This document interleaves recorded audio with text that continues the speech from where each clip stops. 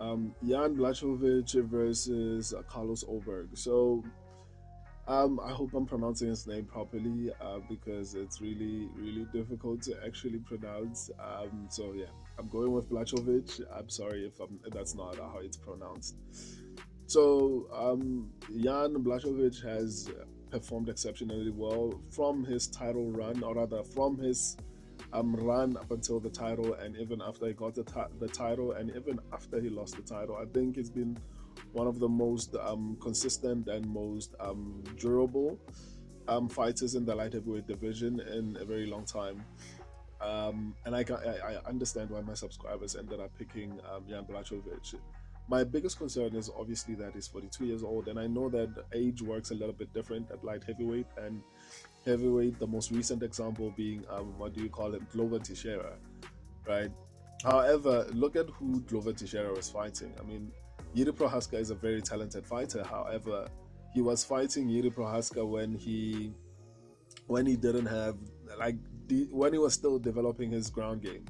You know, Yuri Prohaska, irrespective of what we want to say, is a striker, not a grappler. And I know people will say, yeah, but he was holding his own as far as striking. Obviously, I can say the same thing for Habib Nurmagomedov when he was fighting people like Justin Gaethje, when he was fighting people like Dustin Poirier. It doesn't mean Habib was an insanely talented striker. This is coming from a Habib fan. It just means that the other person was concerned about the grappling exchanges. The point that I'm trying to make is that, um, what do you call him?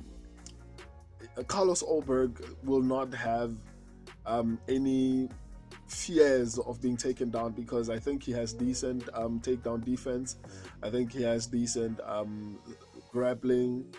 What do you call him? What do you call it? Offensive grappling. He has good defensive wrestling. So I feel like it's going to aid him in this particular fight. Carlos Ulberg is a little bit younger, and we have to also take into consideration. I'm eating my own words. Anyway, we have to take into consideration that Carlos Ulberg is Israel Adesanya's training partner.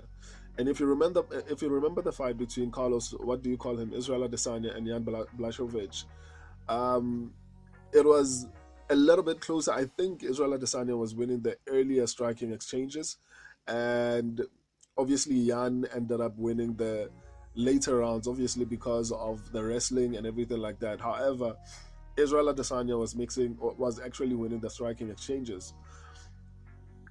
Israel Adesanya will be able to share some light on. Obviously, that fight happened a long time ago, but I think Carlos Ulberg is a good enough striker in order to actually pick apart Jan Blachowicz from a distance, right?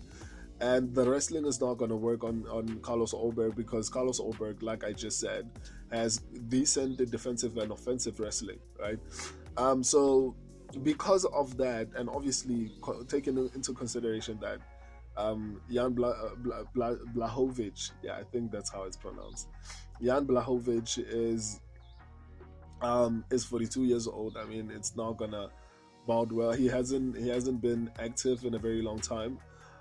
So obviously that's basically how this whole thing is going to play out in my particular, or rather from my perspective. I genuinely feel like what do you call him? Carlos Ulberg is younger. Carlos Ulberg is going to be the better striker, to be honest, especially with help from a previous opponent of Jan Blachowicz. And looking at Jan Blachowicz, the only person I remember him doing well against as far as striking was Magomed Ankalaev, and it was only because of leg kicks. I think Carlos Ulberg is going to be adequately prepared for that. Um, what do you call him? Jan Blachowicz had to use wrestling against Alex Pereira. And in my opinion, I think Israel Adesanya is more technically better of a striker than Alex Pereira. Alex Pereira had success because of power. He is an incredible kickboxer before the Alex Pereira fans come for me. Alex Pereira is an exceptionally talented striker, but as far as technical striking, go look at their fight. Israel Adesanya, the first fight, Israel Adesanya was winning the whole entire fight up until it got knocked out. The second fight, obviously, we know Israel Adesanya knocked him out. I'm not talking about kickboxing. I'm talking about MMA. So for me personally, so far what I've seen, obviously Israel Adesanya is the more technical striker of the two. So the mere fact that Jan Blachowicz was forced to wrestle against Alex Pereira and Israel Adesanya tells me that he's not going to be able to cope with the striking of Carlos Ulberg, combined with the fact that he's significantly younger, basically arguably in his prime or close. Yeah, he's basically in his prime. Carlos Ulberg. So obviously, Jan is a former champion. He's been tried and tested, so I can't blame anyone who goes with Jan Blachowicz. This is another coin flip along with the main event, and that's why, as far as risk levels, my subscribers said it's 63%. 63% risky. It means they have a little bit more confidence in Jan Blachowicz. 63% is a bit lower. I said that the fight is 100% risky because I feel like I respect Jan Blachowicz's abilities as a fighter. So yeah, my subscribers went with Jan Blachowicz and I went with Carlos Ulberg. This is going to be a close fight. I'm really flipping excited for this one. This is going to be a really good card. If you like content like this, please make sure you subscribe, smash that like button and share.